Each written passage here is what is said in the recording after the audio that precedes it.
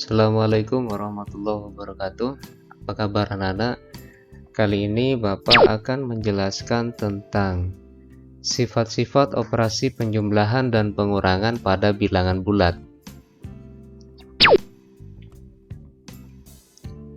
Nah, sifat-sifat operasi penjumlahan dan pengurangan pada bilangan bulat, sifat yang pertama yaitu komutatif atau berkebalikan.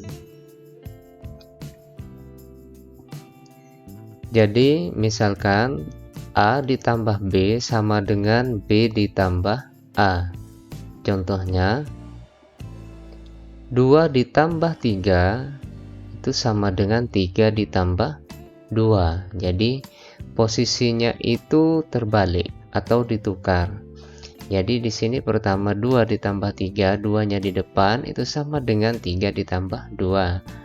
Hasilnya juga sama, 2 ditambah 3 sama dengan 5, 3 ditambah 2 sama dengan 5. Dan ini yang disebut dengan komutatif atau berkebalikan. Kemudian sifat yang kedua yaitu asosiatif atau pengelompokan. Contohnya, misalkan di sini A ditambah B tambah C sama dengan A ditambah B ditambah C. Pada ruas kiri di sini yang dikelompokkan adalah B dengan C. Kemudian di ruas kanan yang dikelompokkan adalah A dan B. Contohnya 2 ditambah 3 ditambah 4 sama dengan 2 ditambah 3 ditambah 4. Jadi di sini pada ruas kiri yang dikelompokkan adalah 3 dan 4. 3 ditambah 4 sama dengan 7. Pada ruas kanan yang dikelompokkan adalah 2 dan 3. 2 tambah 3 sama dengan 5. 2 tambah 7 sama dengan 9. 5 tambah 4 sama dengan 9.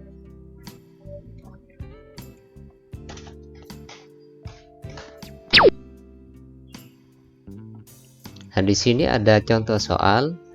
Tentukan hasil dari 1 ditambah 2 ditambah 3 ditambah titik-titik sampai ditambah 48 ditambah 49 ditambah 50.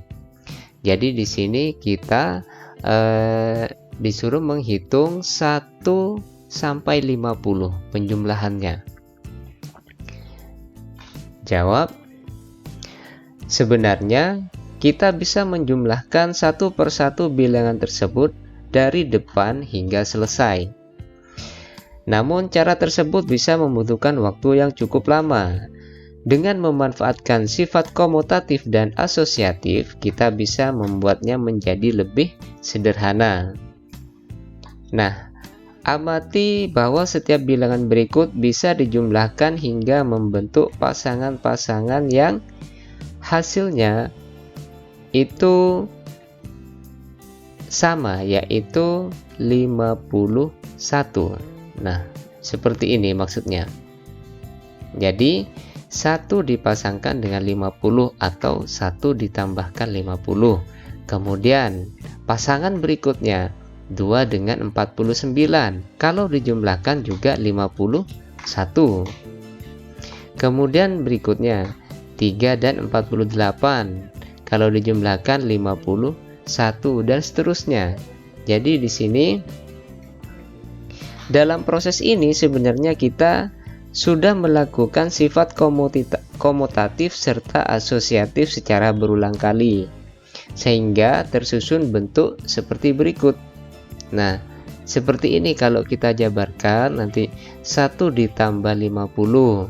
Kemudian yang ini kan 2 ditambah 49, berikutnya 3 ditambah 48, kemudian 4 ditambah 47, sampai nanti pasangan yang terakhir yaitu 25 ditambah 26. Kenapa kok sampai 25? Karena di sini kan angkanya bilangannya itu ada 50.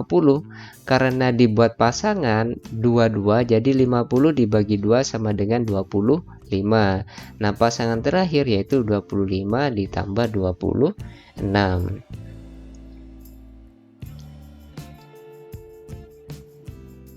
Nah, jadi 1 ditambah 2 ditambah 3 ditambah seterusnya sampai 50 sama dengan, nah ini berarti 1 tambah 50, 51, 2 tambah 49, 51, 51 sebanyak 25 kali, maka bisa ditulis 25 kali 51 sama dengan 1275.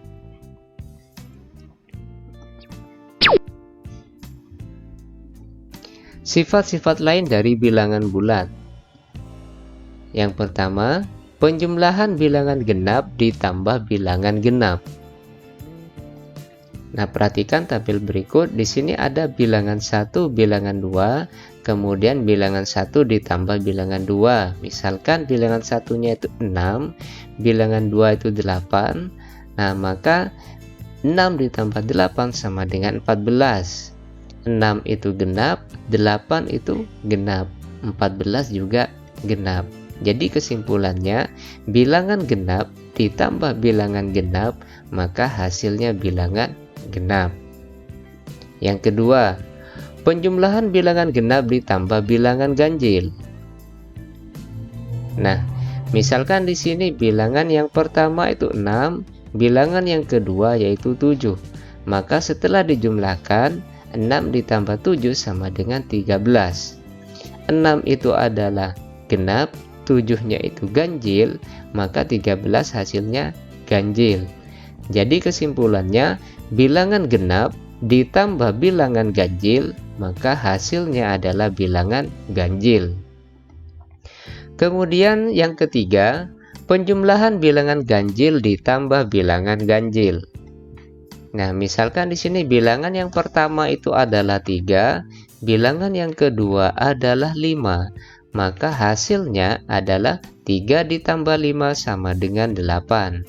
3 itu adalah bilangan ganjil, 5 adalah bilangan ganjil, dan 8 adalah bilangan genap. Jadi kesimpulannya, bilangan ganjil ditambah bilangan ganjil sama dengan bilangan genap. Nah, demikianlah pembahasan tentang sifat-sifat penjumlahan dan pengurangan pada bilangan bulat. Assalamualaikum warahmatullahi wabarakatuh.